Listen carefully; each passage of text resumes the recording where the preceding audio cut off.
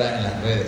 El tema de hoy, el mensaje de hoy tiene como título: ¿qué debemos hacer cuando el milagro no sucede? ¿Qué tenemos que hacer cuando el milagro no sucede? Y los que han estado fielmente congregándose o asistiendo a la congregación o revisando las predicaciones, pueden darse cuenta que en los últimos 2 meses he estado enfocado en lo sobrenatural, he estado enfocado en los milagros, cómo suceden los milagros, cuáles son las avenidas para que un milagro se manifieste, las condiciones, los elementos que toman lugar y se mezclan para que un milagro se manifieste. Y el domingo pasado compartí, siempre bajo esa misma línea de lo sobrenatural, que el naufragio del apóstol Pablo fue un tiempo de gran conflicto, donde Lucas menciona que hasta perdieron la esperanza de conservar la vida. Pero en ese ambiente de dificultad, de desesperanza, en ese ambiente de intervención diabólica, donde yo creo que el diablo estaba tratando de matar al apóstol Pablo para que no cumpliera el llamamiento o el propósito a través de los elementos naturales, y de una manera más directa cuando los soldados querían matar a los presos. En ese ambiente de desesperanza, en ese ambiente de problemas, Dios está en control de todas las cosas y Dios se manifiesta. Y Dios pues envió a un ángel para darle una palabra al apóstol Pablo, diciéndole de que él tenía que cumplir el propósito de ir a Roma, y que también Dios le concedía a todos los que estaban con él en el barco. Entonces, siempre en este contexto de lo sobrenatural, de los milagros, yo quisiera enfocarme en esta mañana en este punto clave acerca de cuál debe de ser nuestra conducta, nuestra actitud, cuando nosotros vemos que hemos estado clamando por un milagro, hemos estado creyendo, confesando el milagro, pero no sucede. Así que vamos a ir a la palabra de Dios, Salmo 31, versos 9 y 10, y vamos a encontrar una oración de desesperación, una oración que revela la necesidad de alguien que se siente impotente, de alguien que necesita un milagro. Y vamos a partir de esta escritura a introducirnos en que la condición de todos nosotros como seres humanos es de debilidad, y que tenemos que aprender a depender de Dios, y sobre todo a conservar nuestra confianza en Dios a pesar de las circunstancias, a pesar de que no hayan cambios. Tenemos que seguir confiando, reteniendo nuestra fe, sabiendo que Dios tiene no solamente el control de todas las cosas, sino propósitos más elevados que los nuestros. Vamos a leer esta escritura y vamos a orar. Salmo 31, verso 9 dice así: ten misericordia de mí, oh Jehová, porque estoy en angustia. Se han consumido de tristeza mis ojos, mi alma también y mi cuerpo. Porque mi vida se va gastando de dolor y mis años de suspirar. Se agotan mis fuerzas a causa de mi iniquidad y mis huesos se han consumido. Oramos. Padre Celestial, agradecidos por la vida, por tu gran misericordia renovada en cada uno de nosotros esta mañana, venimos delante de ti para pedirte, Señor, que con tu palabra nos afirmes, fortalezcas y establezcas. Habla, Señor, a nuestro corazón y capacítanos para poder también hablar al corazón de otros. Señor, te necesitamos, lo reconocemos. Y esta mañana, al meditar en tu palabra, te pedimos tu ayuda, tu guianza, tu instrucción, para que podamos, Señor, saber cómo debemos de actuar, para que podamos saber, Señor, cuál debe de ser nuestra conducta, nuestra actitud, mientras estamos en este cuerpo de muerte, mientras permanecemos en este mundo lleno de aflicciones. Ayúdanos a vivir apoyados en tu palabra, fortalecidos por tu Espíritu Santo, guiados por tu Espíritu, sostenidos con tu diestra, de manera que podamos darte a ti la gloria y la honra, de manera que podamos bendecirte, glorificarte, Señor, y dar frutos para que tu nombre sea glorificado y nosotros encaminarnos hacia la victoria, la libertad, hacia las bendiciones que tú has provisto para nosotros. Padre, en el nombre de Jesús te lo pedimos y te damos las gracias por todo el bien que ya hemos recibido, por lo que estás haciendo y por todo lo que harás. Te damos las gracias anticipadamente en el nombre de Jesús nuestro Señor. Amén. Aleluya. Muy bien, entonces, Vamos a enfocarnos en qué hacer cuando el milagro no sucede. Y vamos a comenzar estableciendo esta base. En Santiago capítulo 5, verso 13, la palabra de Dios dice que si alguno está afligido, ¿qué tiene que hacer? Haga oración. No dice que deje de ir a la iglesia, sino que dice que tiene que meterse en la presencia de Dios, en el lugar secreto, clamar y buscar el respaldo de Dios. Yo creo que todos hemos tenido a lo largo de nuestra vida como cristianos experiencias negativas donde hemos hecho eso. Hemos orado, hemos pedido a Dios que se manifieste, hemos clamado a Dios. Yo creo que todos también podemos coincidir en que hemos experimentado el favor de Dios, respuesta a nuestras oraciones. ¿Cuántos han recibido milagros aquí? Hemos orado y Dios se manifiesta. Entonces vemos el cumplimiento de la palabra, que si alguien está afligido, ora y Dios se manifiesta. Pero tenemos que enfocarnos en un segundo escenario, y es este. Y cuando nosotros oramos y no hay respuesta, ¿qué más se puede hacer? Número uno, seguir orando. Porque cuando la respuesta no ha venido, es porque puede haber un obstáculo, puede haber algo que está impidiendo la manifestación del poder de Dios o del favor de Dios en nuestra vida, porque recuerde que estamos en una lucha espiritual. Y así como en el caso de Daniel, que el ángel fue despachado en el momento que él se dispuso a orar, pero fue detenido, el diablo va a tratar de robar nuestras bendiciones, el diablo va a tratar de estorbar lo que Dios quiere hacer en nuestra vida como parte de la lucha espiritual. Entonces, lo primero que hay que hacer cuando un milagro nos sucede es seguir orando. Y esto nos lleva a este principio de la palabra de hacer rogativas, de clamar, y también hacia el principio de ayunar. O sea, en la medida que el problema, la aflicción, la necesidad es de grande o en relación al tamaño del problema, en esa medida tiene que haber también un clamor, tiene que haber una búsqueda, tiene que haber una intensidad en la oración. Muchos cristianos pecan en su condición muy superficial, que aún estando en grandes necesidades, en grave peligro, su oración es tan superficial. No hay una búsqueda, no hay una determinación a obtener el milagro, como cuando Jacob estaba luchando con el ángel y le dijo, y no te suelto si no me bendices. Muchos oran por el peligro, muchos oran por la cuestión del trabajo, por la cuestión de la salud, pero no con la intensidad que demanda la circunstancia. Entonces yo quiero empujarlo esta mañana en esa dirección. Lo que tenemos que hacer cuando después de haber orado es que no sucede el milagro, es seguir orando, intensificar nuestra oración, meternos en las rogativas, como dice el apóstol Pablo en la carta a los Efesios, que hay que hacer rogativas, que tenemos que hacer orando en todo tipo de oración. Tenemos que clamar a Dios, tenemos que ayunar, tenemos que buscar a Dios. Así que yo quiero retarle, quiero empujarlo en esa dirección. Si su milagro no ha sucedido todavía, intensifique su oración. No se quede conforme pensando, es que Dios me va a responder en su tiempo. Esa es una mala forma de ver las cosas. Es que quizás no es la voluntad de Dios. Esa es otra forma errónea que los evangélicos acostumbran a copiar y hablar o declararla sin entendimiento. Los milagros deben de ser tomados. La palabra de Dios dice que todas las promesas son sí y amén en Cristo Jesús. Y también dice la palabra que por medio de la fe y la paciencia se heredan las promesas. Entonces hay muchas promesas que no se obtienen porque dejamos de presionar, dejamos de orar, dejamos de clamar o ni siquiera clamamos. Recuerda el ejemplo que vimos de Bartimeo. Él estuvo pidiéndole a Jesús que tuviera misericordia. Trataron de callarlo, pero ¿qué hizo él? Levantó más la voz.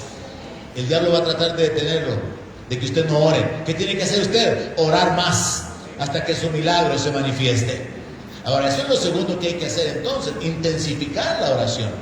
Meternos en ese tiempo de mayor intensidad hasta el punto de poder llegar al ayuno, apartarnos de las cosas naturales de la vida para ocuparnos de la palabra y ocuparnos de esa dependencia de Dios, clamando por su manifestación. Número 3, lo que usted tiene que hacer cuando el milagro no se manifiesta es adorar a Dios. Qué raro, ¿verdad? Que usted puede adorar a Dios cuando no hay un milagro. Voy a probárselo con la palabra, porque eso es un acto de fe. Alabar a Dios en medio de los problemas, hermano, puede traer la victoria sobre su vida. ¿Alguien puede creerlo? alabar a Dios es un acto de fe, porque significa, Señor, tú eres digno de toda la gloria, no importa cómo yo estoy, lo que importa es quién eres tú. No importa cuál es mi condición, lo que importa es tu dignidad. Y en medio de mi dificultad, en medio de la adversidad o la aflicción que yo estoy padeciendo, que estoy enfrentando, la cual no puedo arreglar, yo reconozco una sola cosa: tú eres digno de toda la gloria y tú mereces toda la adoración. Esa es como una reacción de fe de las más poderosas, hermano. Una reacción de fe de las más espirituales que hay. Que usted en problema tenga una vida de alabanza y de adoración, eso prueba que realmente usted está plantado en la palabra de Dios y que usted confía en el Señor. Ahora vamos a hablar de un segundo escenario. El primero es qué hacer cuando usted está en un problema o afligido, hay que orar. El segundo es, y si después de orar el milagro no sucede, seguir orando, intensificar nuestra oración hasta el punto de meternos en el ayuno, clamor y rogativas y terminar o culminar con la alabanza y la adoración a Dios. Pero el tercer escenario sería: ¿y si el milagro que usted esperaba nunca sucedió? Si usted clamó, esperó que Dios se manifestara y no hubo milagro, y ya no existe la oportunidad de que haya un milagro. Por ejemplo, cuando hay muerte, cuando hay luto, cuando hay una pérdida, que ya no se puede volver hacia atrás, y definitivamente, a pesar de haber clamado, no hubo una intervención divina. No es que el milagro todavía está pendiente y podría ser que lo podríamos alcanzar intensificando nuestra oración. No, es que ya no hay nada que hacer. Porque el milagro que usted estaba esperando no sucedió. ¿A quiénes les ha pasado algo similar? Que oraron por algo, pensaron en un milagro y no sucedió. ¿A alguien le ha pasado eso? Amén. Entonces, ¿qué hacemos cuando nosotros hemos estado esperando un milagro, pero nunca sucedió? Lo que tenemos que hacer es la última etapa de cuando nosotros todavía estamos esperando que el milagro se manifieste, y es adorar a Dios. Porque el adorar a Dios, cuando el milagro no se manifestó, no sucedió, Dios no escuchó nuestro clamor, o nosotros no pudimos echar mano de la bendición o apropiarnos de la promesa, el adorar a Dios revela que aunque nosotros no entendemos lo que está sucediendo, estamos confiando en Dios. Y usted y yo tenemos que aprender a confiar en Dios en medio de la adversidad. ¿Sabe? Hay muchas cosas que suceden en nuestra vida que nosotros no podemos entender por qué suceden. Pero no tenemos que preocuparnos por entender por qué suceden o por qué no suceden. Tenemos que establecernos en esta verdad: Dios sabe por qué lo permitió. Dios sabe, y Él tiene el control de todas las cosas. Él podía haberlo impedido, Él podía haberse manifestado, como cuando permitió que Lázaro se muriera. Pero muchas veces Dios tiene un propósito más elevado que lo que nosotros podemos ver. Y entonces tenemos que vivir con este entendimiento. Actualmente, en este problema, en esta pérdida, en este dolor, en este fracaso, yo no entiendo. Si yo oré, estoy sirviendo a Dios, estoy honrando a Dios con mi finanza, soy una mujer de fe, soy un hombre de fe, he permanecido en la palabra, pero el milagro no sucedió. El milagro y la oportunidad que el milagro sucediera se perdió, ya no es posible. Pero una cosa yo sé: mi Padre me ama con amor eterno, y Él mira más allá de lo que yo puedo ver, y Él entiende más de lo que yo puedo entender. Y sus caminos son más altos que mis caminos, y sus planes son más elevados que los míos. Entonces, aunque yo no entienda lo que me está pasando ni por qué me está pasando, sí puedo saber algo: mi vida está en las manos del Padre, y Él va a cumplir su propósito en mi vida. Y entonces voy a vivir esperando que en el futuro yo pueda entender por qué fue que me pasó lo que me pasó. En el futuro yo pueda llegar a comprender por qué Dios permitió esto, como en el caso de Lázaro. Dios permitió. Jesús se quedó a propósito para que Lázaro se muriera, porque era mayor la gloria de la resurrección a que Él hubiera llegado y Lázaro se hubiera sanado. ¿Me estoy dando a entender, iglesia? Era mayor gloria la resurrección de Lázaro después de 3 días de muerto, cuando el cadáver estaba en descomposición, a que Jesús, cuando María lo mandó a llamar, cuando Marta lo mandó a llamar, inmediatamente llegara y le dijera: Lázaro se sana. Entonces hubo un milagro mayor. Y en ese sentido, nosotros tenemos que aprender a depender de Dios siempre, aunque el milagro nunca sucedió. Pero sin embargo, es importante, iglesia, que nosotros podamos examinar por qué no sucedió el milagro también. Porque muchas veces el milagro no va a suceder porque, como hemos visto ya en toda esta serie de lo sobrenatural, hubo algún elemento relacionado con nosotros y hubo una falla de parte nuestra. Por ejemplo, ¿por qué los apóstoles no pudieron echar fuera el demonio? Por la poca fe. Entonces muchas veces no obtenemos el milagro, no porque Dios no quiera obrarlo, no porque Dios no pueda, sino porque nosotros no creímos.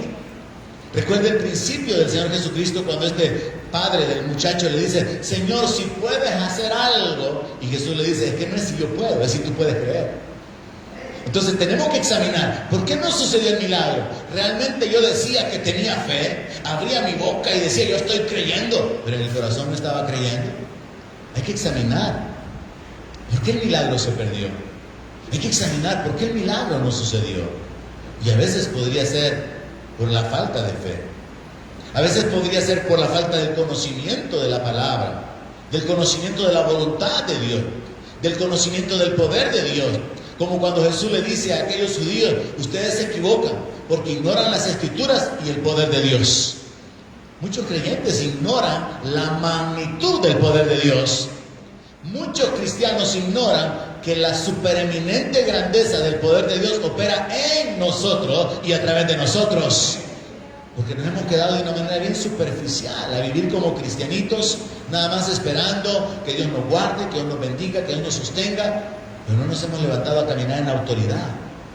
No nos hemos levantado con el entendimiento de lo que significa ser representantes de Jesús en la tierra y de tener potestad de pisotear serpientes y escorpiones y sobre todo la fuerza del enemigo y que nada nos dañe.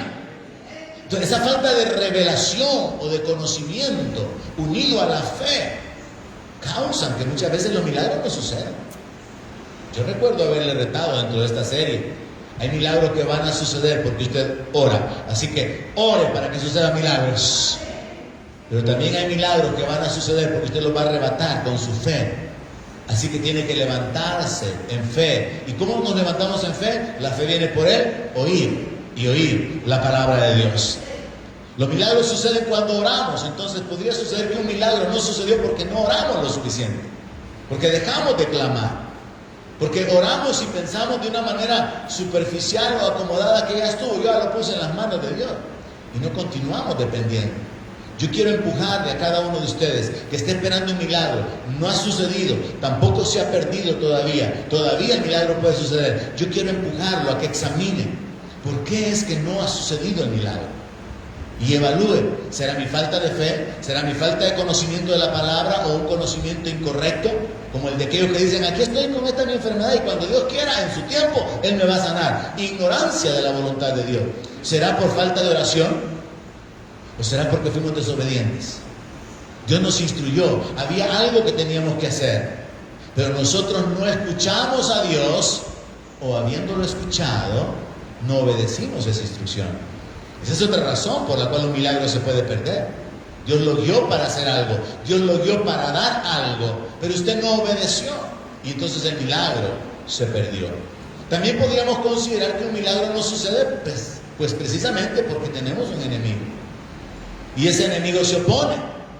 Hay una oposición y el enemigo va a levantarse para tratar de robar o estorbar la bendición. Y finalmente podríamos examinar el hecho de que un milagro no sucede porque esto quedó perfectamente enmarcado debajo del propósito divino o de la voluntad permisiva de Dios en este sentido. La muerte de alguien bajo ciertas circunstancias podría ser ganancia. La palabra de Dios dice que estimada es a Jehová la muerte de sus santos. La Biblia dice: muere el justo y no hay quien piense que de delante de la aflicción es quitado. Lo que nosotros podemos ver como pérdida en un momento de luto, en un momento de dolor por la pérdida de un hijo, de un cónyuge, de un pariente, de un padre, lo que nosotros podemos ver como pérdida queda bajo la cubierta del propósito divino, porque dentro de la voluntad permisiva de Dios hay un propósito más elevado hay algo más grande, hay algo más glorioso, hay algo que Dios va a poder obrar en medio del dolor, en medio de la pérdida, en medio de esas circunstancias que no entendemos. Y ahí nosotros tenemos que aprender a confiar en Dios. ¿Por qué Dios no lo hizo? ¿Por qué Dios no respondió? ¿Por qué Dios lo permitió? ¿Por qué la tragedia? ¿Por qué el dolor? ¿Por qué Dios no hizo nada? A muchos cristianos les ha tocado enfrentar la tragedia, el luto, el dolor. Y este es un punto de ataque del enemigo, donde directamente viene a la mente o al corazón de las personas o de los creyentes con una sola pregunta: ¿dónde está tu Dios? ¿Dónde está tu Dios? No te escuchó. Como sucedió en el caso de Job, que los 3 amigos venían para hacerle ver que Dios lo estaba castigando por causa de su pecado, como instrumentos del diablo para traer condenación, para hacerle ver no solamente su indignidad, sino hacerle ver que Dios lo estaba rechazando. El diablo se levanta, y eso es una de las cosas más terribles que hay. Que cuando un cristiano cuando un cristiano está enfrentando dificultades, necesidades, adversidades, se levantan los espirituales. Examine su vida, hermano. Quizás está en pecado. Y no se les ocurre levantarlo, no se les ocurre extender la mano, no se les ocurre interceder por él y decirle: voy a orar por usted, hermano, que Dios obre. No, examine su vida. Y hasta pueden ser bien espirituales, porque la maldición no viene sin causa. Y hasta citan la Biblia. Es una de las peores experiencias que un evangélico puede sufrir. Que sus propios hermanos lo condenen, lo acusen de ser pecador, así como lo hicieron los amigos de Job, cuando el pobre hermano está necesitando una mano que lo levante. Está necesitando a alguien que interceda por él. Está necesitando brazos que levanten sus brazos para poder seguir adelante. Y por eso la palabra de Dios dice que aunque viéramos a nuestro hermano pecar, lo que tenemos que hacer es pedir, y Dios lo perdonará, dice. No nos habla de condenar, de señalar, de acusar, pero eso es una de las cosas que yo quisiera que usted reciba y entienda para que no lo practique, no lo lleve a la realidad. Condenar a aquel que está en un problema, en una necesidad, y que a pesar de haber clamado, Dios no lo escuchó. Bajo este enfoque, Dios lo permitió. Dios tiene un plan, un propósito más elevado que no entendemos, pero que en algún momento más adelante podremos llegar a entender, hasta el punto que la muerte de alguien podría ser ganancia en algún sentido. La pérdida puede ser la base de una restitución, como le sucedió a Job. Job no habría llegado a tener el doble si no hubiera perdido todo lo que tenía. Entonces la restitución, hermano, tiene como base la pérdida. La experiencia de lo milagroso muchas veces se desarrolla sobre la base de una experiencia negativa. Entonces tenemos que aprender a depender del propósito de Dios, aprender a confiar en Dios y en la voluntad permisiva de Dios. Si ya examinamos que el milagro no es que no sucedió por mi falta de fe, por mi falta de obediencia, por mi falta de oración o por mi falta de conocimiento. No fue eso, sino que fue porque Dios en su soberanía, Él mira todo el rompecabezas, yo solamente unas piezas, y Dios, que mira todo el rompecabezas, sabe a dónde me va a llevar esta etapa de dolor, esta etapa de necesidad. Dios va a desarrollarme, Dios va a fortalecerme, Dios va a alcanzar a otro, Dios va a bendecir a otro a través de esta situación negativa que estoy enfrentando. Y de esa manera hay que aprender a depender de Dios, como parte de examinar el por qué un milagro no sucedió. Ahora, siguiendo en la línea de estar en esa condición de esperar la manifestación de Dios, de estar padeciendo, como el texto que leíamos para iniciar esta mañana, quiero ocupar una experiencia que le aconteció al rey David.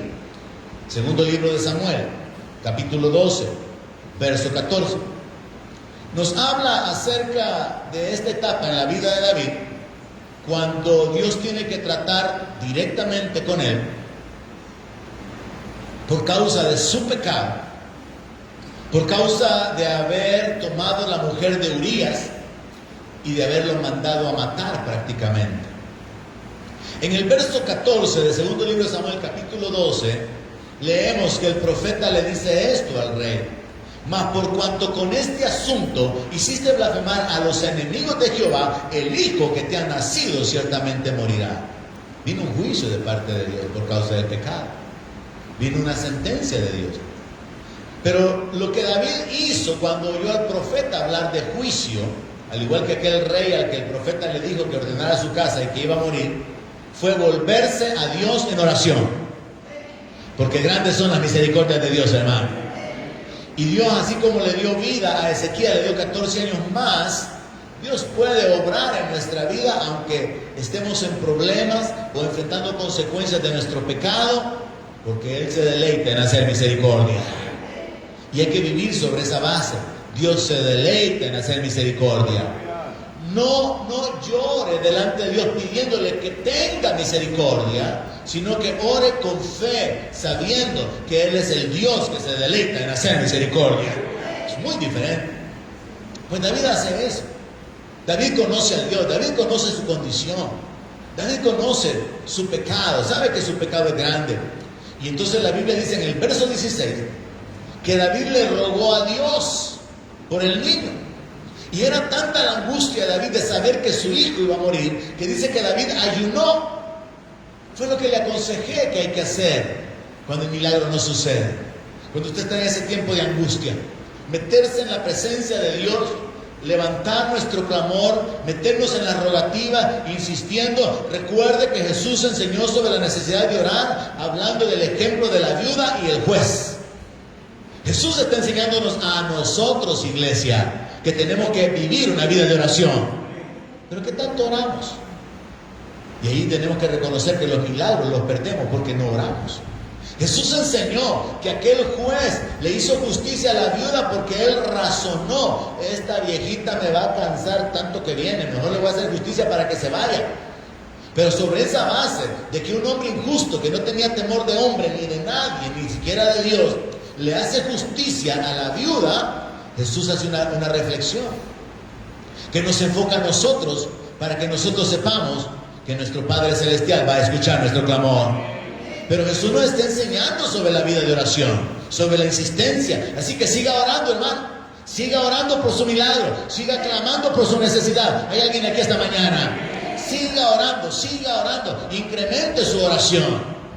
Y agréguele la adoración y la alabanza, que es lo que voy a mostrarle más adelante. David entonces le rogó a Dios por el niño y ayunó.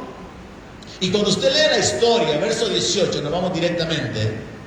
David no vino un sábado por la mañana a orar, ni tampoco dijo: no voy a llegar a la convocación del pastor del sábado por la mañana, desde mi casa voy a orar. No, David hizo algo. David se metió en oración. David buscó la presencia de Dios. David buscó el rostro de Dios. ¿Por cuántos días? ¿Alguien está conmigo? ¿Cuántos días? 7. 7 días orando. 7 días en ayuno. No había entendido que él estaba ayunando. David de veras estaba en serio esperando un milagro. No como nosotros que: Padre, bendíceme, Señor. Ay, Padre, si fuera tu voluntad, Señor. Hazlo, Padre. Y ya, es la gran oración que hacemos. No, David estaba intensamente expresando su necesidad, volviéndose hacia Dios de una manera tan fuerte que él estaba rogándole a Dios, a pesar de la palabra dada por Dios. Él estaba en ayuno, él se olvidó de sus ocupaciones como rey, él no hizo nada más, él se tiró al suelo, él estaba humillado, reconociendo su pecado. Muchas veces tenemos que hacer eso también, iglesia. El milagro no se manifiesta porque no hemos removido el pecado, porque no hemos confesado el pecado, o lo hemos confesado pero no nos hemos apartado, que es otra costumbre cristiana. Y la Biblia dice que el que confiesa su pecado y se aparta alcanza misericordia. No es solamente confesarlo, no es solamente reconocer: sí, fallé, sino agregarle a esto: y me determino a no volverlo a hacer, y me aparto y renuncio. Entonces David realmente está en una actitud de entrega, de dependencia, de clamor, de humillación. Pero a pesar de eso, el niño murió. Y la narración continúa mostrándonos que los siervos tenían temor de hacerle saber a David que el niño estaba muerto. Así que solamente se pusieron a platicar y David los escuchó. Ellos decían entre sí: cuando el niño aún vivía, le hablábamos y no quería oír nuestra voz. Mire cómo se había encerrado David, en ayuno, en oración, tirado en el suelo, clamando, dependiendo de Dios por la vida del niño. Llegaban sus criados, le ofrecían comida, no les hacía caso. Llegaban con problemas, con circunstancias o necesidades del reino. David estaba enfocado en su milagro. David estaba enfocado en clamar a Dios por un milagro. Aprenda usted también a enfocarse en su milagro, hermano. Aprenda usted a intensificar su oración para ver un milagro manifestándose en su vida. Entonces David oyó a estos siervos hablando, los cuales no le quisieron decir que su hijo ya estaba muerto, pero él entendió. Dice el verso 20, que entonces David se levantó de la tierra, y el ejemplo aquí es qué hacer cuando el milagro no sucedió. Entonces David se levantó de la tierra y se lavó y se ungió, o sea, se perfumó, se arregló, se bañó, se cambió de ropas. Y entró en la casa de Jehová, y alguien dígame qué hizo. David adoró a Dios cuando el niño se había muerto. David adoró a Dios cuando no recibió el milagro. ¿Quién puede hacer eso? Solamente alguien que de veras está confiando en Dios. ¿Quién puede adorar a Dios cuando Él no le ha respondido? ¿Quién puede adorar a Dios en medio del dolor, del fracaso, de la tragedia o de la pérdida? Solamente alguien con una mente espiritual. David entra en la casa de Jehová y adora, que es la tercera clave que le di. ¿Qué es lo que usted tiene que hacer cuando el milagro todavía no se ha perdido? Que es intensificar su oración, agregarle las rogativas, meter el ayuno, meter el clamor, y a esto, número 3, alabar a Dios y adorar a Dios en medio del problema. Pero en el escenario 3, cuando el milagro no ha sucedido, ya no hay razón para orar. Si el milagro ya se fue, ya desapareció. Entonces, ¿qué es lo que hay que hacer cuando el milagro no sucedió? Adorar y bendecir el nombre de Dios. Y eso es lo que David hace. David se levanta, entra en la... Imagínese usted este cuadro. Un hombre que está humillado, avergonzado por su pecado, reconociendo la gravedad de su pecado. Un adúltero, un asesino, un traidor, porque es más, él le dio las cartas a su general y le dijo: poné a Urías al frente de la batalla y déjenlo solo para que se muera. O sea, miren la maldad que había en el corazón de David. David lo reconoce. David reconoce la gravedad de su pecado. David sabe que el pecado tiene como consecuencia muerte, y por eso hay un salmo que dice: mientras callé, envejecieron mis huesos. ¿Saben? Mientras no nos desligamos del pecado, hay muerte, hermanos. Mientras nosotros no renunciamos al pecado, no lo confesamos y no nos apartamos, no podemos estar esperando disfrutar la vida en abundancia. No podemos esperar tener libertad para adorar a Dios. No podemos esperar que las bendiciones de Dios se manifiesten en nuestra vida. No podemos, es sencillo. David sabía eso. David entendía la consecuencia de su pecado, la gravedad del pecado. David estaba humillado, David estaba avergonzado, David estaba bajo la condenación, David estaba experimentando la muerte interior mientras él ocultó su pecado, porque lo ocultó por mucho tiempo. Él vivió con esa conciencia de pecado y no hizo nada hasta que fue confrontado por el profeta. Cuando el profeta viene y le cuenta toda la historia, ¿verdad? Que había un hombre que tenía muchas ovejas y había otro que tenía solamente una, y que este que tenía muchas ovejas le quitó la ovejita a aquel, y cuando David decreta la sentencia: ese hombre es digno de muerte, ese hombre es su voz, le dijo el profeta. Hasta allí fue que David abiertamente reconoció su pecado, pero mientras no lo reconoció, él vivió como nosotros vivimos cuando tenemos una apariencia de piedad, escondiendo el pecado, pero por dentro muriendo. Si queremos ver milagros en nuestra vida, iglesia, tenemos que apartarnos del pecado. Tenemos que renunciar al poder del diablo, del pecado en nuestra vida. Tenemos que renunciar a la impiedad, a lo oculto, a lo vergonzoso, y depender de Dios, no solamente para recibir el perdón, sino para continuar una vida diferente, para cambiar nuestra vida. Y David tuvo tiempo para poder hacer eso. David ahora está pidiendo misericordia a Dios, pero al no recibirla en la manifestación de que su hijo no muriera, él hace lo que todo hombre de Dios, lo que toda mujer de Dios debe de hacer en el tiempo del luto o de la tragedia: adorar a Dios, porque Él sigue siendo digno. Nuestras tragedias, nuestros problemas, nuestras necesidades no le quitan la dignidad a Dios. Él sigue sentado en su trono. Él sigue siendo santo. Él sigue siendo el Todopoderoso. Él sigue siendo el Creador, el Señor de la creación. Y Él es digno de suprema alabanza. Así que, hermano, no importa cómo esté usted, Él sigue siendo digno de ser adorado. Pero solamente alguien con una mente espiritual hará esto. Entonces vemos acá que dice que después de haber ido a adorar a Dios en su casa, en el templo, vino a su casa, pidió comida, le pusieron el pan, comió, y sus siervos estaban así sorprendidos. Y le dijeron: ¿qué es esto que has hecho? Cuando el niño todavía estaba vivo, ayunabas y llorabas, y muerto te levantaste y comiste pan. Lo que ellos le están diciendo es: mira, no entendemos por qué has actuado como has actuado. Cuando el niño estaba vivo, estabas clamando, estabas orando, estabas rogando, estabas en ayuno. Y ahora que el milagro ya no va a suceder, te has levantado, te has cambiado, te has vestido y te has ido a adorar a Dios. No entendemos esto.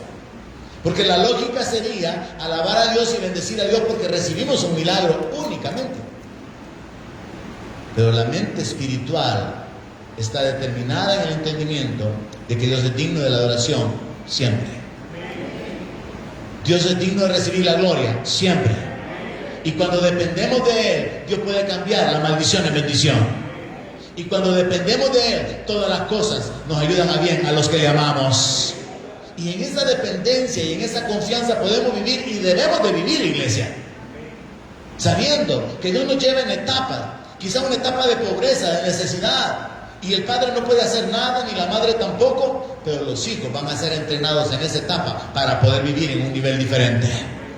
Quizá la tragedia de lo que le sucedió al esposo, como el caso de una familia, miembros de la iglesia hace muchos años, la tragedia en el esposo, él perdió una pierna, causó que su esposa se fortaleciera, la esposa sacara adelante a sus hijos al ver la condición de su padre se esforzaran, llegaran a ser profesionales, y quizás eso no hubiera sido si ellos no hubieran valorado el esfuerzo de su mamá, porque Dios convierte la maldición en bendición. Entonces las etapas de dificultad o de problemas pueden ser la base para un plan de Dios en cuanto a desarrollarnos o levantarnos. Y ahí es donde hay que aprender a enfrentar la necesidad de esa manera. Pero no hasta el punto de conformidad, pudiendo poseer el milagro, dando por hecho de que no, es porque no es el tiempo de Dios. Y estamos siendo irresponsables en nuestra búsqueda. Y por eso le compartí acerca de la importancia de examinar por qué no sucedió el milagro. Y todos estos elementos que el Espíritu Santo le ayuda a ponerlos en orden en su vida. Así que él responde en el verso 22. Viviendo aún el niño, yo ayunaba y lloraba diciendo: ¿quién sabe si Dios tendrá compasión de mí y vivirá el niño? Cuando el milagro todavía podría suceder, es de seguir intensificando nuestra oración, nuestro clamor. Pero cuando el milagro ya no sucedió, ya no es el tiempo de seguir orando, es el tiempo de adorar a Dios. Él se los comparte a sus siervos de esta manera: mas ahora que ha muerto, ¿y para qué voy a ayunar? ¿Para qué voy a seguir orando? ¿Para qué voy a estar en ayuno y de luto? ¿Para qué voy a continuar reteniendo este dolor y clamando a Dios cuando tengo que enfrentar mi realidad, aceptar sabiendo de que Dios tiene el control de todas las cosas y enfocarme en su dignidad? Voy a aceptar mi realidad temporal, natural, pero voy a enfocarme en su realidad espiritual, eterna, y voy a adorarle porque Él es mi Señor. Entonces David les hace ver eso. Ahora que ha muerto, ¿y para qué voy a ayunar? ¿Puedo yo hacerlo volver? Yo voy a Él, mas Él no volverá a mí. Entonces David reacciona como un hombre de fe, sabiendo que ya no puede hacerse nada, sabiendo que tiene que aceptar esa situación que se ha venido sobre su vida, que se inició por causa de su pecado. Y que habiendo sido sentenciado por Dios o habiendo sido juzgado por Dios, se cumple el juicio de que el niño había de morir. Pero él continúa en su dependencia de Dios. Entonces vemos claramente esto. David dejó de ayunar y de orar cuando el niño murió. Se resignó a aceptar la voluntad de Dios porque él reconoció su pecado. David entró en la casa de Dios para poder adorar. Entonces, ¿qué es lo que tenemos que hacer, hermanos, cuando un milagro no sucede? Dale la gloria a Dios, porque Él sigue siendo digno. Dale a Él la adoración. Quiero ocupar también la experiencia de Job. Job capítulo 1, verso 12. La terrible experiencia de Job. Una experiencia incomparable. Yo acostumbro a decir que cuando alguien de veras se siente así como que está hundido y que está sin esperanza y que no hay nadie que esté sufriendo lo que él está pasando, que lea lo que le pasó a Job y se va a dar cuenta que así como Pablo habló, así debería de hablar él o ella. Pablo dijo esta leve tribulación. Y Pablo estaba hablando de ser azotado, de ser perseguido, de cárceles, de hambre, de peligro de muerte en los caminos, y lo llamó leve tribulación. Y Job estuvo en una condición todavía más terrible porque él perdió a todos sus hijos y a sus hijas. Job perdió sus posesiones materiales. Job perdió su influencia dentro de la sociedad. O sea, Job, hermano, es el máximo ejemplo de desgracia que le puede suceder a un ser humano. No estamos hablando únicamente de haber sido violada, no estamos hablando de la muerte de los padres cuando era pequeño, de haber sido regalado, de haber sido aventado en un basurero. Estamos hablando de la suma de experiencias dolorosas en un tiempo bien corto. La palabra dice que en el verso 12 del capítulo 1 de Job, que Jehová le dijo a Satanás, bueno, le dijo, todo lo que tienes está en tu mano, solamente no pongas tu mano sobre él. Y salió Satanás de delante de Jehová. ¿Y qué fue a hacer?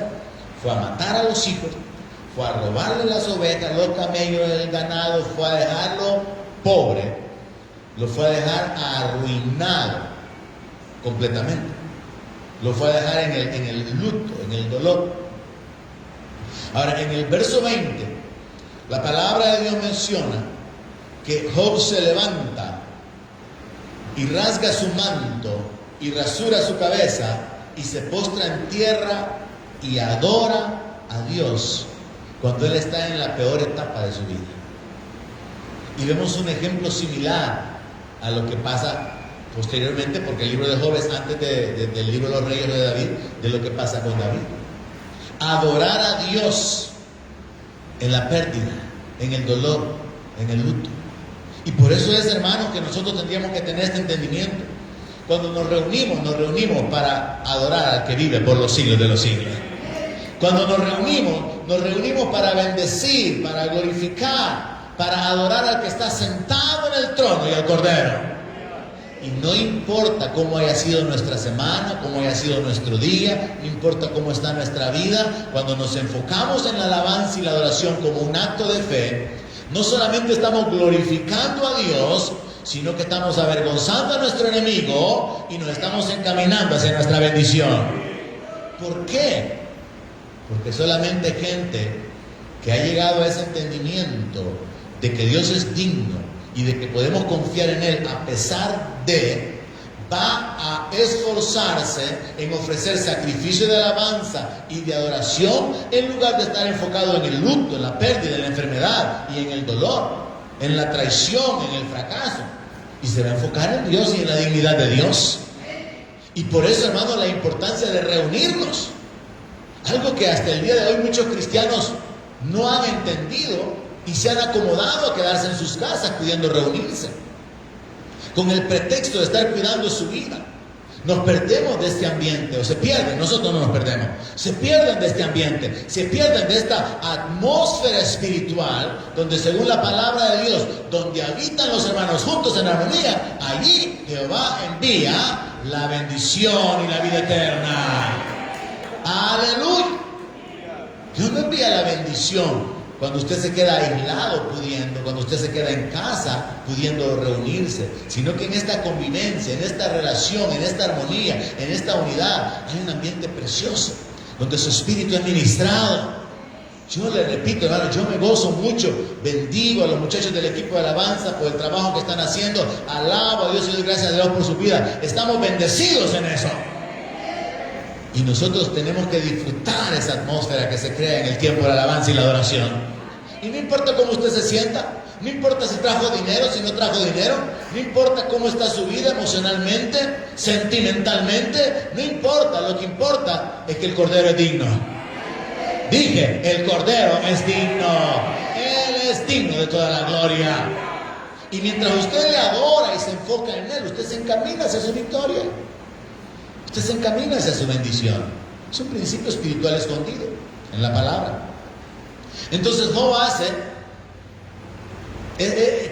Job realiza este acto de fe, de postrarse y adorar, cuando él ya está enfermo, arruinado, de luto. Ha perdido la influencia, el respeto, ha perdido las riquezas, ha perdido aún el respeto de su mujer, ha perdido todo. Yo no encuentro a nadie en una peor condición que el joven. Así que le repito, cuando usted se sienta solito, que pobrecito usted, pobrecita usted, lea el libro de Job. Y va a decir, bendecido yo, bendecida yo, va a decir usted. Y le va a dar gloria a Dios. Y va a decir, no, esto no es nada. Porque realmente lo que le pasó a Job, hermano, es algo que nosotros lo leemos en un par de párrafos, pero vivirlo, eso es otra cosa. Y Job nos muestra la actitud de un hombre de fe, adorar a Dios. Él dijo, verso 21, desnudo salí del vientre de mi madre, y desnudo volveré allá.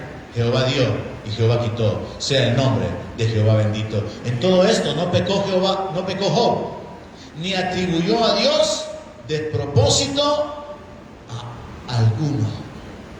Job adoró a Dios, mis hermanos, en medio del dolor y de la pérdida. Pero ¿sabe por qué? Porque él estaba acostumbrado a hacerlo cuando todo estaba bien.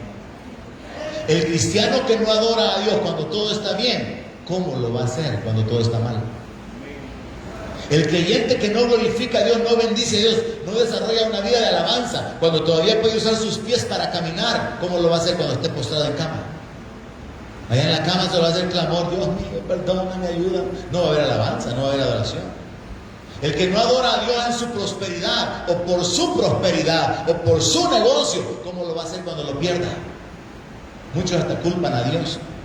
¿Ha oído eso de que algunos testifican, yo me enojé contra Dios? Y yo digo, qué ignorancia. ¿Cómo alguien se puede enojar contra Dios? Yo he oído mucha gente hablar de esa manera. Yo me enojé contra Dios y le reclamé. ¿De qué criatura más abusiva? Reclamarle a Dios. ¿A cuenta de qué? ¿Y esa confianza desde cuándo? Pero la verdad es que estamos muy llenos de tradiciones y de actitudes que revelan nuestra ignorancia y nuestra religiosidad, como lo que le decía, es que en el tiempo de Dios, hermano, es que si es la voluntad de Dios que se va a manifestar. Y dejamos de un lado los principios espirituales validados en la palabra. Job adoró a Dios en medio del dolor y la pérdida, porque él sabía hacerlo cuando todo estaba bien. Job confió en la soberanía divina. Cuando él hubo perdido todo absolutamente, él se postró y adoró a Dios. Entonces, ¿qué es lo que podemos aprender de la vida de Job? Hay dos cosas por lo menos. Número uno, retener la confianza, aunque no entendamos por qué nos pasó lo que nos pasó. A veces, como David, podríamos entender, fue por mi pecado. Fue que yo no escuché la voz de Dios, fue que no obedecí. A veces vamos a saber por qué nos pasó lo que nos pasó, pero a veces no vamos a entender. Job no sabía, hermano, que todo este conflicto en su vida se generó en el cielo. Job no sabía que hasta cierto punto fue Dios quien generó el celo y el conflicto en el diablo cuando le dijo, y ahí está mi siervo Job, no hay otro como él. Pues sí, le dio la bendecido. ¿Cómo que no? Pero quitarle todo lo que tiene, a ver si no blasfema en tu misma presencia. Fue Dios el que de alguna manera retó al diablo. Y entonces viene el diablo y él reacciona. Y entonces está tratando de volver a Dios en contra de él. Pero Dios lo que hace es que le permite. Y donde entra la voluntad permisiva de Dios. Dios le permite que lo toque. Pero Job ignoraba todo eso. O sea, en otras palabras, Job, siendo un hombre temeroso de Dios que hacía holocaustos por su familia, por sus hijos, por si acaso habían pecado, enfrenta una condición que a nadie más le ha acontecido nunca, ni creo que le va a acontecer jamás, en esa condición tan grave, y él no entiende por qué le ha acontecido todo eso. Entonces aprendamos de Job a retener la confianza, aunque no entendamos por qué nos ha pasado lo que nos ha pasado. En Job capítulo 13, verso 15 es donde encontramos esta famosa frase: he aquí, aunque él me matare, en él esperaré. ¿Podemos llegar a ese nivel de fe, hermano? Aunque él me deje morir, aunque él me matare, dice Job, yo voy a esperar en Él. O sea, una confianza absoluta, una confianza, hermano, revelada también en la vida de Isaac cuando Abraham está a punto de sacrificarlo. Mire, si usted hubiera sido Isaac, se deja amarrar por su papá, porque usted no se ha metido en la historia. Pero cuando usted mira la historia, era un jovencito como unos 12 años. Confiaba tanto en su papá que en la plática, mientras van subiendo al monte, papá, y aquí está la leña, y aquí está el fuego, papá, y el corderito. El papá ya sabía quién era el corderito. El papá ya sabía que el cordero era René.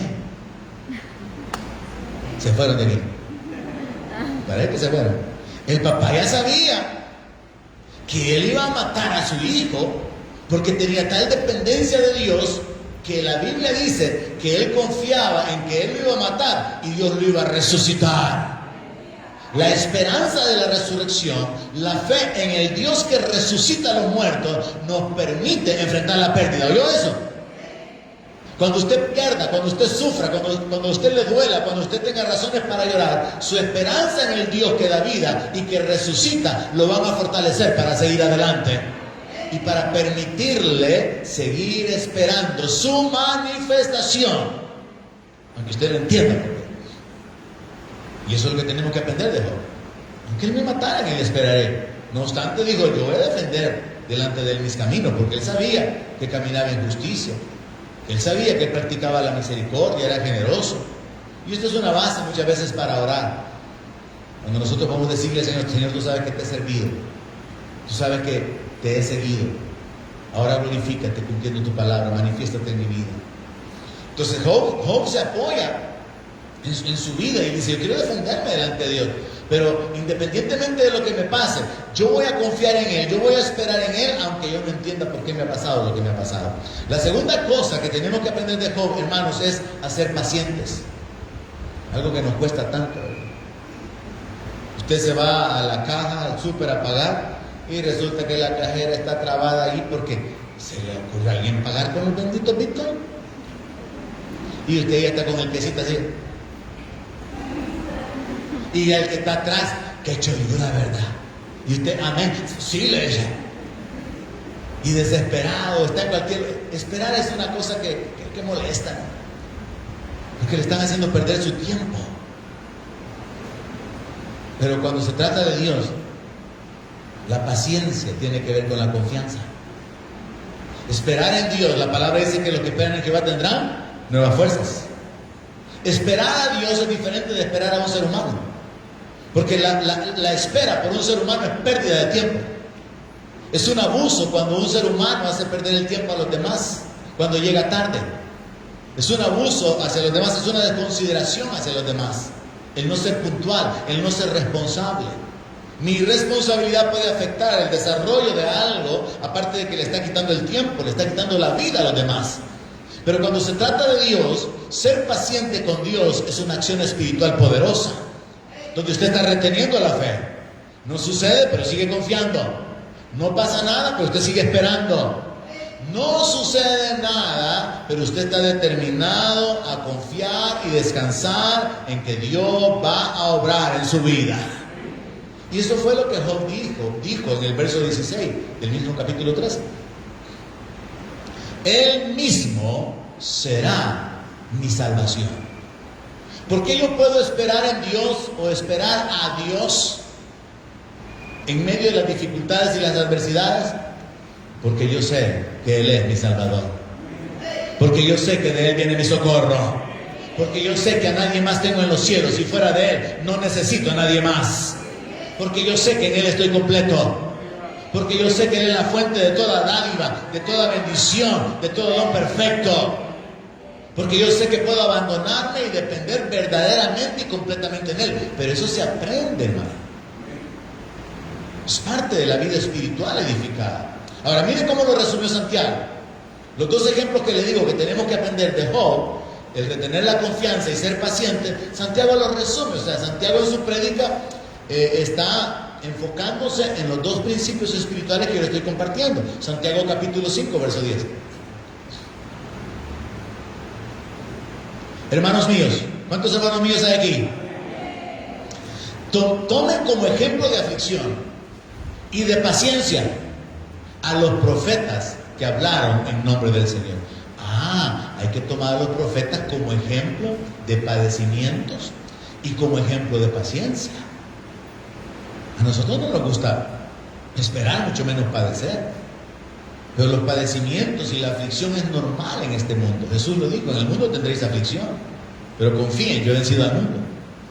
Y Dios puede usar las aflicciones para fortalecernos, o para movernos, o empujarnos hacia una bendición. Aquí tenemos por bienaventurados a los que sufren. ¡Qué locura! La Biblia está llena de sentencias o de declaraciones un tanto absurdas. Tenemos como por bienaventurados a los que sufren. Sí, pero a los que sufren en el Señor. No a los que sufren por insensatos. No a los que no les alcanza el sueldo por tener 2 hogares. No a los que terminan todos adoloridos y quebrados por andar en vicio y terminan accidentados. No, a los que sufren por causa del Señor. Aclaremos aquí el enfoque, ¿verdad? Bienaventurados los que sufren persecución. Bienaventurados los que son maldecidos, humillados, rechazados por causa del Señor. Hay una bienaventuranza. ¿Por qué? Porque Dios estará dispuesto para poder manifestar su bendición, su respaldo en la vida de aquellos que sufren por causa de Él. Aquí tenemos por bienaventurados los que sufren. ¿Han escuchado la paciencia de Job y han visto el fin del Señor? Que el Señor es muy misericordioso y compasivo. Miren, la palabra de Dios claramente a través del apóstol Santiago nos enfoca en Job. Job fue paciente. Yo le exhorto a que presione por su milagro, a que incremente su clamor, su oración por el milagro que todavía no ha sucedido. Y ahora le agrego: ejercite la paciencia, siga esperando en el Señor, pero no de una manera pasiva, sino de una manera expectante. El pasivo no hace nada. El expectante vive con la esperanza, con la convicción de que en cualquier momento algo va a suceder. Vive con la convicción: algo va a pasar. Y está preparado para que el cambio que venga a su vida suceda. Voy a ejemplificarlo de esta manera. Hay una historia por ahí de un evangelista respaldado por Dios con señales tremendas. Y un día lo señalaron de que él había actuado en su carne y que estaba mintiendo, presumiendo que Dios le hablaba, porque lo habían registrado en una campaña en cierto país donde él había anunciado en un tiempo de sequía que iba a llover. Y él le dijo a la congregación: mañana Dios me dice de que va a interrumpir esta sequía sobre este país y va a caer una gran tormenta, pero la campaña va a continuar, así que vénganse el día de mañana. Y entonces llegó el día, se hizo la campaña y no llovió. Entonces a él le reprochaban su carnalidad, su vanidad, estaba hablando en su carne, en su humanidad, y el milagro no sucedió. Y entonces él dice: no, es que yo hablé lo que Dios me dijo que dijera. Pero entonces, ¿por qué no llovió? ¿Por qué nadie creyó? ¿Cómo sabe usted que no creyeron? ¿Cómo se puede usted meter en el corazón de la gente para saber que no creyeron? Nadie llevó sombrillas ni paraguas. Cuando usted cree, usted actúa. Hay algo que usted va a hacer cuando usted está creyendo que Dios va a obrar en su vida. Por ejemplo, si cree que alguien va a salir del hospital, va a llevarle la ropita y no, yo creo que traerlo voy. No llega con el del cementerio, ¿verdad? No, aquí vengo ya, que le midan ya para el tamaño de la caja. Reciba eso usted y aplíquelo en su propia vida. Entonces Santiago habló de la paciencia, Santiago habló del sufrimiento, Santiago habló acerca de una actitud espiritual en medio del dolor, en medio del padecimiento, y nosotros tenemos que aprender de eso. Ahora, una experiencia que tuvo el apóstol Pablo, hermano, en 2 Corintios capítulo 12, verso 7, nos narra aquel detalle que es conflictivo para algunos, de decir que era una enfermedad y que nosotros creemos de que en realidad fue una asignación del diablo, trayendo persecución y obstáculos hacia Pablo para desarrollar su ministerio. Cuando se habla del aguijón, 2 Corintios 12, 7 dice: y para que la grandeza de las revelaciones no me exaltasen, y para que la grandeza de las revelaciones no me exaltase desmedidamente, me fue dado un aguijón en mi carne, un mensajero de Satanás que me abofetee, para que no me enaltezca sobremanera, respecto a lo cual 3 veces he rogado al Señor que lo quite de mí. O sea, Pablo estaba pidiendo al Señor, ayúdame. Señor, encárgate tú del enemigo que está estorbando mi vida, que está impidiendo el desarrollo, el desenvolvimiento de mi ministerio. ¿Y qué pasó? El Señor no le respondió en esas 3 veces, sino que le dice, bástate mi gracia, porque mi poder se perfecciona en tu debilidad. Entonces no hubo respuesta, al menos no la respuesta que Pablo esperaba. Y ahí es donde entra el entendimiento. Voy a confiar en Dios, voy a depender de Dios, no importa lo que pase, no importa que no entienda, pero voy a seguir confiando en Dios, porque Él sabe cómo lleva las cosas. Aunque algunos no dicen esa frase, ¿verdad? Hay muchas frases que yo les oigo a los evangélicos y a veces no son aplicables. Por ejemplo, alguien cae en pecado y le va mal y dicen, es que Dios sabe cómo lleva las cosas. No, él fue desobediente y se apartó de Dios. O a veces la gente dice, mire hermano, me caí, pero gracias a Dios solo me quebré un dedo. ¿Cómo que gracias a Dios solo me quebré un dedo? O sea, a veces aplicamos mal la palabra, pero bueno, vamos a ir concluyendo. El apóstol Pedro habla un poco acerca de la doctrina del sufrimiento para el creyente, 1 de Pedro 1:7. Y él enseña este punto, hermano. La aflicción viene para probar nuestra fe. Y entonces cuando usted sabe que la aflicción va a ser lanzada en contra suya, va a ser levantada en contra suya, va a ser causada en contra suya por el enemigo, si no es por sus propias decisiones o por su pecado, esas aflicciones van a venir para poder probar su fe. Entonces Pedro dice lo siguiente, para que sometida a prueba vuestra fe, según el verso 6, es en base a las aflicciones en diferentes pruebas, para que sometida a prueba vuestra fe, mucho más preciosa que el oro, el cual aunque perecedero se prueba con fuego, sea hallada en alabanza, gloria y honra cuando sea manifestado Jesucristo. Nuestra fe es probada a través de las aflicciones. Nunca en la Biblia usted encontrará la base para sostener que al convertirse a Cristo usted no va a tener problemas. Jesús habló de persecución, Jesús habló de cárcel, Jesús habló de muerte. Así que es mentira esas campañas de que Jesús es la solución a todos sus problemas. No, Él es el sanador, Él puede sanar. Él es el libertador, Él liberta. Él es nuestra paz, Él puede traer paz a nuestra vida. Él es el que puede bendecirnos, dar vida abundante. Pero la palabra no nos enseña de que cuando usted se convierta no va a tener problemas. Es más, va a tener problemas por causa de la palabra. Va a ser perseguido por causa de la palabra. Va a ser rechazado por causa de la palabra. Entonces la fe va a ser probada con aflicciones. Y ahí es donde recuerde que esa es la prueba de su confianza en Dios. Y lo extraemos de la declaración del diablo cuando le dice al Señor, en tu misma presencia va a blasfemar si lo tocas. Sus problemas, necesidades y aflicciones que no son causadas por su pecado o por sus malas decisiones, sino por el enemigo, abiertamente han sido diseñadas y planificadas para que usted sea parte de Dios, para que usted pierda su fe, para que usted ya no confíe en Dios. Todos nosotros tenemos que estar mentalizados en que en el mundo va a haber aflicción. Nosotros tenemos que tomar la instrucción de la palabra dada por el apóstol Pablo en Efesios capítulo 6, verso 13, donde dice que tenemos que tomar toda la armadura de Dios para que podamos resistir en el día malo. A muchos cristianos el día malo les llegó sin armadura. Pero a los cristianos que tenían puesta la armadura, cuando les llega el día malo, no los sorprendió. Entonces aquí hay una clave espiritual. Estar vestido con la armadura de Dios. ¿Para qué? Para poder resistir el día malo. Y miren cómo termina la frase. Y habiendo acabado todo. O sea que el propósito de Dios es que usted salga vencedor, hermano. El propósito de Dios es que usted con la armadura de Dios enfrente el día malo, vence y permanece como firme. Pero a muchos cristianos les llegó el día malo y no tenían la armadura. Como está escrito en otro lado, camarón que se duerme. Es que está en el CCF, dice alguien aquí. Hay que estar preparados para el día malo. Hay que saberlo. Y concluyamos con esto. El grupo sube, por favor. Le he compartido sobre la importancia de que si el milagro no sucede, usted siga orando y que intensifique su oración. ¿Alguien escuchó eso? Ayuno, oración, clamor, rogativa. Si el milagro no ha sucedido, intensifique su oración. Amén. Y a esto agréguele, alabe a Dios y adore a Dios.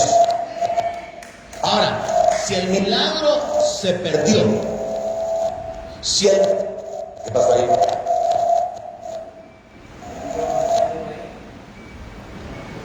Si el milagro se perdió y definitivamente ya no es posible obtenerlo, entonces ya no hay razón de orar, ya no hay razón de rogar.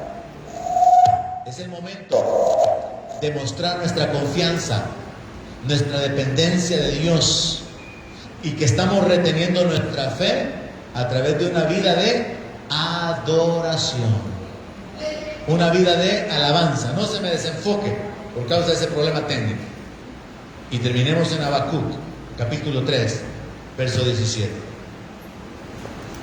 Mientras con la oración, lo que yo hago es presentar mis peticiones delante de Dios, con la alabanza y la adoración, yo le estoy presentando mi ofrenda a aquel en quien yo confío. Y cuando nosotros leemos lo que está escrito aquí en Habacuc, capítulo 3, versos 17 y 18, resumimos lo que debería de ser nuestro estilo de vida en medio de la adversidad. Y lo que aquí dice la palabra es: aunque la higuera no florezca, ni en las vides haya frutos, aunque falte el fruto del olivo, y los labrados no den mantenimiento. Manoca debería estar tocando el teclado ya, así bien, así es. ¿Qué dice Habacuc? Que aunque las ovejas sean quitadas de la manada y no haya vacas en los corrales, con todo yo me alegraré en Jehová y me gozaré en el Dios de mi salvación. Como que no tuvimos un buen final del mensaje con ese problema, ¿verdad? Como que no fue así un crescendo y llegamos a lo sumo de la aplicación del mensaje. Pero todavía podemos terminar bien.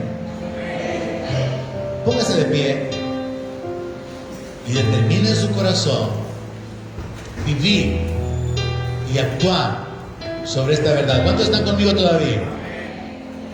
Póngase de pie y determínese a actuar sobre esta verdad. No importa cuál sea nuestra condición. Y no es que estemos locos, no es que nos guste el sufrimiento y seamos masoquistas, sino que entendemos que nuestra vida está en las manos de Dios, que Él es el dador de la vida, que Él es el que restituye lo que se robó el saltón, el revolotón, la langosta, que Él es el Dios que resucita muertos, que Él es el que quita reyes y pone reyes, que Él es el que muda los tiempos, el que cambia los tiempos, que Él puede usar aún a nuestro enemigo para bendecirnos, que Él es digno de toda la gloria. Y entonces hagamos una aplicación contemporánea en nuestra vida. Aunque no tenga trabajo, aunque tenga deudas, aunque estoy bajo amenazas, aunque no hay quien me ayude y me siento solo, aunque me han robado todo o lo he perdido, aunque no vea ¿cómo voy a continuar haciendo para poder suplir mis necesidades básicas o fundamentales? Voy a menospreciar todo eso y me voy a enfocar en una sola cosa. Mi Dios es digno de toda la gloria. Él es digno de toda la adoración. Me voy a alegrar en Él y me voy a gozar en Él. Es su decisión. Entristecerse por lo que no tiene, por lo que perdió, o alegrarse por el Dios que tiene, gozarse por el Dios de toda esperanza. Alegrarse en aquel que en un instante puede ocuparse de sus enemigos. Alegrarse en aquel que en un minuto puede abrirle camino. Porque Él es poderoso para abrir estanques en el desierto y para hacer caminos donde no había camino.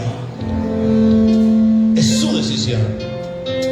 Le invito a que se una con nosotros en esta mañana y que con todo su corazón le dé la gloria a Dios. Porque Él es digno de ser honrado. Aleluya. ¿Quién es el Rey de gloria? Si igual es su esplendor. Poderoso Dios. ¿Quién es el Rey de santo? Ante Dios se postrará. Bendito Señor. Cristo, Cordero de Dios, Rey Salvador. Solo tú mereces la alabanza eterna. Solo tú, sentado en tu trono, reinas. Gloria doy solo a ti. Precioso Jesús. ¿Quién es el Rey de gracia? Grande, compasivo es ¿Quién es el Rey testigo? Admirable, temible. Las naciones te alabarán. Cristo, Cordero de Dios, Rey Salvador. Solo tú mereces la alabanza eterna. Solo sentado en tu trono, reinas. Gloria doy solo a ti.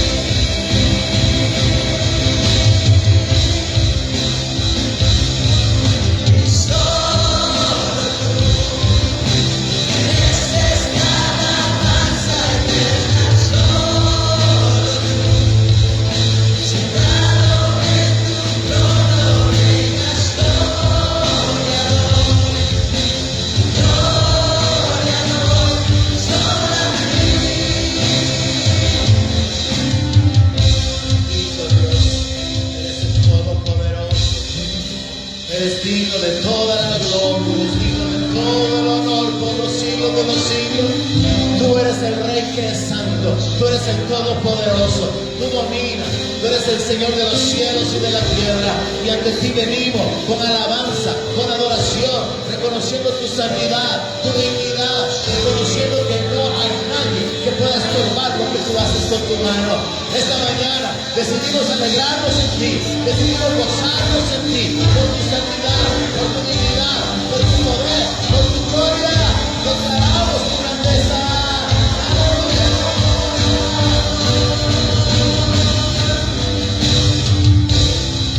Y solo tú mereces la alabanza eterna. Solo tú, sentado en tu trono, reinas. Gloria doy, oh gloria